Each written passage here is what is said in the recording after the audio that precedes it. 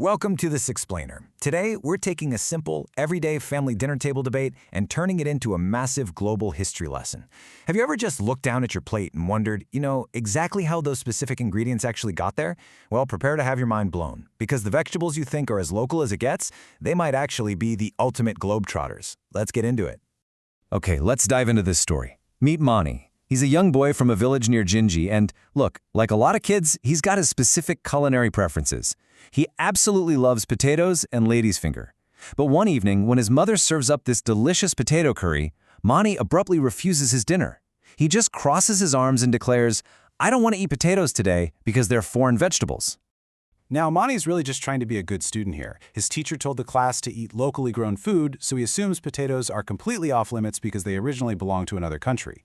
But his sister, Selvi, is incredibly quick to point out the flaw in his logic. She reminds him that their mom bought these very potatoes from the local shop right near the bus stop. So to Selvi, hey, they're as local as it gets. So, how does this play out? Well, Mani's father, Appa, steps in with an absolutely brilliant counterargument. He challenges Mani's strict rule by listing all the beloved treats Mani is going to have to sacrifice if he truly bans foreign foods from his diet. Think about it. If Mani stays perfectly local, that means absolutely no popcorn at the movies, no more ordering tomato soup, no more refreshing pineapple juice, and Mani, naturally, is totally confused by this. And this is exactly where his mother, Amma, steps in to reveal a super surprising truth. She explains that the core ingredients for those treats, corn and tomatoes, are actually from other countries. But the biggest shocker? Even Mani's absolute favorites, lady's finger and yes, the beloved potato, originally came from entirely different parts of the world. By definition, they are actually foreign. Hearing all this, Mani asks a wonderfully innocent question. Did these vegetables come by airplane? I mean, it's exactly how any modern kid would think about international transport, right? But this innocent question is the perfect way to transition our story from the modern dinner table all the way backward in time, straight into the thrilling era of early global trade. Emma explains that long before airplanes, these vegetables were brought over by early merchants. We're talking about people who sailed across dangerous, completely uncharted oceans.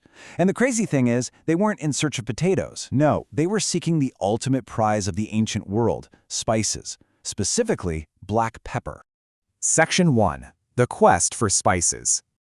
You see, the hunt for black pepper wasn't just some quick grocery run. It was a massive global phenomenon that literally redrew the maps of the world. Whole empires were funding incredibly risky sea expeditions just to find faster routes to the rich spices of India. And this sparked two incredibly famous voyages.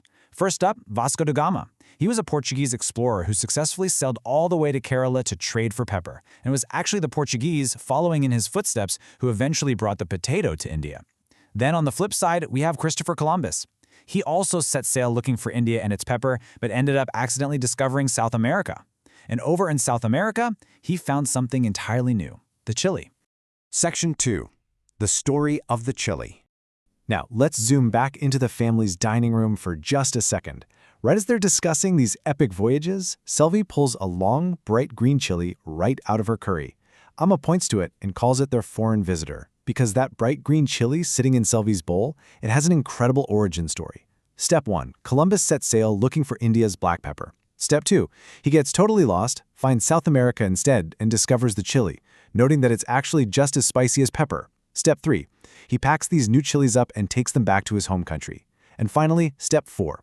Portuguese merchants eventually take those chilies and transport them all the way across the ocean to India, specifically arriving in Goa.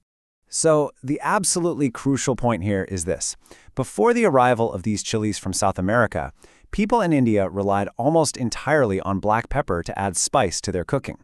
Just take a second and imagine traditional Indian food without the bright, sharp heat of the chili. It's wild to think about. The arrival of this one single plant completely and forever transformed Indian cuisine. We've mentioned them quite a bit now, so let's just make sure we clearly understand who the key players were. These European merchants were the vital maritime link. The Portuguese were the ones who literally ferried both the humble South American potato and the fiery chili across the oceans, forever changing what was grown and eaten on Indian shores. Section 3. Chili Trivia. It is honestly truly amazing to see the lasting impact of these maritime voyages and how completely a totally foreign crop can be adopted by a new land. For example, when the chili first landed in India, it wasn't just instantly placed into every single recipe. Actually, it was closely associated with exactly where it arrived. Chilies were first known in India as Gavai Mirchi. This name is a direct reference to Goa, the exact port where the Portuguese first introduced them. It just perfectly captures how quickly the ingredient integrated into the local culture. Now, what's really fascinating here is how India eventually became the chili capital of the world. Today, chilies are cultivated extensively in places like the Ramanathapuram district of Tamil Nadu, but it goes way beyond that. After adopting and mastering all these different varieties of the crop, growing them long, thin, fat, stubby, the chili eventually spread from India and Sri Lanka out to the rest of the world. Think about that. The foreign visitor essentially became the global exporter. Section 4. A tasty conclusion. So, back in Monty's dining room, the history lesson has finally caught up to the present day. The kids are sitting there, staring at their plates with a totally new perspective. They finally understand the incredible globe-spanning history sitting right there in front of them in the form of a simple curry. Because these foreign visitors, they didn't just stay novelties.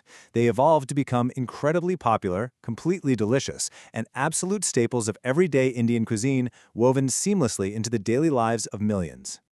And so, we conclude our family's narrative arc. Mani and Selvi, fully appreciating the massive, centuries-long journey the chili took to reach their village, make a final decision. They shout in unison, "To waste you would be very bad, and so we are going to eat you." And with huge smiles, they take a big, spicy bite. Which leaves us with a final provocative question for you to ponder. What foreign foods are sitting on your dinner table right now? Seriously, the next time you sit down for a meal, just think about the incredible journeys those ingredients might have taken before they became your local favorites. Thank you for joining me for this explainer. Keep asking questions, and I'll see you next time as we uncover more fascinating truths hidden in plain sight.